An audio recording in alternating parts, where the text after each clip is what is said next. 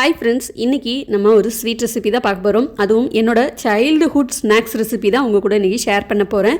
நாங்களாம் சின்ன பிள்ளையில் இருக்கும்போது பார்த்திங்கன்னா ஸ்நாக்ஸ் கேட்டால் எங்கள் அம்மா இந்த ஸ்நாக்ஸை தான் செஞ்சு கொடுப்பாங்க. பார்க்கும்போதே உங்களுக்கு தெரிஞ்சிருக்குன்னு நினைக்கிறேன். பால் கொழுக்கட்டை ரெசிபி தான் நம்ம இன்றைக்கி பார்க்க போகிறோம். இந்த பால் கொழுக்கட்டை சாப்பிட்றதுக்கு ரொம்ப டேஸ்ட்டாக இருக்கும். அதே மாதிரி இது எப்படி செய்யலாம் அப்படிங்கிறது தான் நம்ம இன்றைக்கி வீடியோவில் பார்க்க போகிறோம். வீடியோக்குள்ளே போகிறதுக்கு முன்னாடி நம்ம சேனலை யாரும் சப்ஸ்கிரைப் பண்ணலாம், சப்ஸ்கிரைப் பண்ணிக்கோங்க. ஃபஸ்ட்டு இந்த பால் கொழுக்கட்டை பண்ணுறதுக்கு ஒரு மிக்சிங் பவுலில் 1 கப் அளவுக்கு அரிசி மாவு எடுத்திருக்கேன். இந்த அரிசி மாவு நீங்கள் கடையில் வாங்கினதாகவும் இருக்கலாம், இல்லை வீட்டில் அரைச்ச மாவாக இருக்கலாம், எது வேணாலும் பயன்படுத்திக்கலாம்.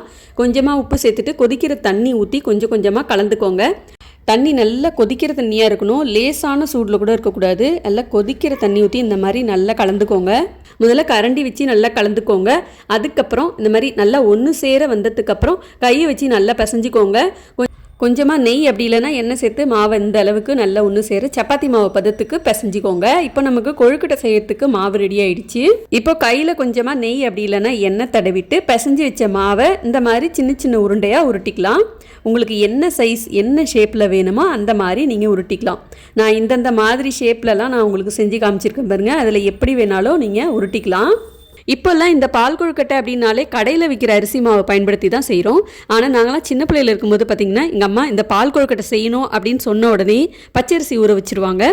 ஆட்டுக்கல்லில் அரைச்சிட்டு அதுக்கப்புறம் முறுக்கச்சில் போட்டு பிழிஞ்சு தான் இந்த பால் கொழுக்கட்டை செய்வாங்க. அது ரொம்பவே டேஸ்ட்டாக இருக்கும். அதுவும் ஆட்டுக்கல்லில் அரைச்சி அதை சுட சுட செஞ்சு கொடுக்கும்போது சாப்பிட்றதுக்கு அப்படி ஒரு டேஸ்ட்டாக இருக்கும். இப்போ இந்த மாவு எல்லாத்தையும் இந்த மாதிரி உருட்டி எடுத்துக்கிட்டேன். இப்போது கொஞ்சமாக மாவு எடுத்து வச்சுருக்கேன். அதில் கொஞ்சம் தண்ணி ஊற்றி நல்லா கரைச்சிக்கலாம். சப்போஸ் நீங்கள் எல்லா மாவையும் உருட்டிட்டீங்க அப்படின்னாலும் ஒன்றும் பிரச்சனை இல்லை. பால் கொழுக்கட்டை நல்லா கெட்டியாக இருக்கணும் அப்படிங்கிறதுக்காக தான் இந்தமாரி மாவில் கொஞ்சம் தண்ணி ஊற்றி கரைச்சிட்டு அதுக்கப்புறம் நம்ம லாஸ்ட்டாக சேர்க்க போகிறோம். இப்போ இந்த கொழுக்கட்டையெல்லாம் வேக வைக்க போகிறோம். ஒரு பேனில் 1/4 கப் அளவுக்கு பால், 1/4 கப் அளவுக்கு தண்ணி சேர்த்து கொதிக்க வச்சுக்கலாம். நீங்கள் இதுக்கு பதிலாக இட்லி பானையில் நம்ம செஞ்சு வச்ச கொழுக்கட்டையெல்லாம் ஸ்டீம் பண்ணி எடுத்துகிட்டு கூட இதில் சேர்த்துக்கலாம். பால் நல்லா கொதிச்சதுக்கப்புறம் செஞ்சு வச்ச கொழுக்கட்டையை சேர்த்துருங்க. சேர்த்துட்டு ஒரு ஸ்பூன் இல்லைன்னா கரண்டி வச்சு லைட்டாக இந்த மாதிரி ஒன்று ஒன்றா தனித்தனியாக எடுத்து விடுங்க.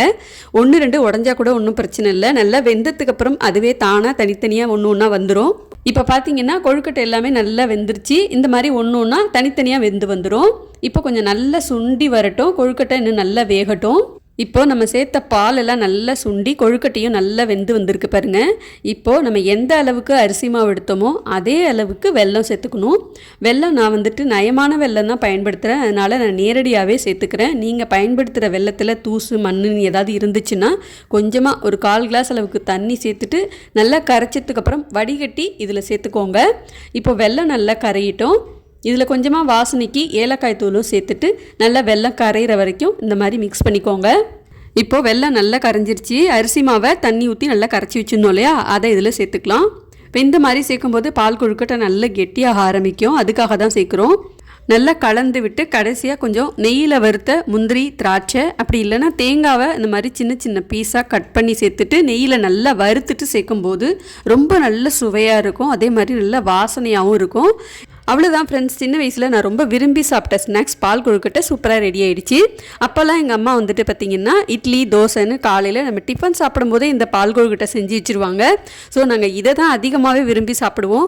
ஸோ நீங்களும் இந்த மாதிரி செஞ்சு பாருங்கள், ரொம்பவே டேஸ்ட்டாக இருக்கும். குழந்தைங்களுக்கு இந்த மாதிரி சாயங்காலத்தில் ஸ்நாக்ஸ் செஞ்சு கொடுத்தீங்கன்னா ரொம்ப என்ஜாய் பண்ணி சாப்பிடுவாங்க. இப்போ இருக்கிற ஜென்ரேஷனுக்குலாம் இந்த பால் கொழுக்கட்டை அப்படின்னு ஒரு ஸ்நாக்ஸ் இருக்குது அப்படின்னு தெரியுமா இல்லையா அப்படின்னு கூட எனக்கு தெரியல. ஸோ இந்த மாதிரி புதுசாக செஞ்சு கொடுங்க, கண்டிப்பாக குழந்தைங்க விரும்பி சாப்பிடுவாங்க. இந்த ரெசிபி உங்களுக்கு பிடிச்சிருந்ததுன்னா மறக்காமல் லைக் பண்ணுங்கள்.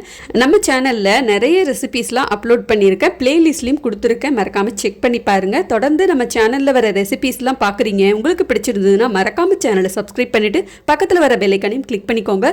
அப்போ தான் நான் போடுற வீடியோஸ் எல்லாமே உங்களுக்கு மிஸ் ஆகாமல் வரும். ஸோ அடுத்த வீடியோவில் நம்ம மறுபடியும் சந்திக்கலாம். பாய்.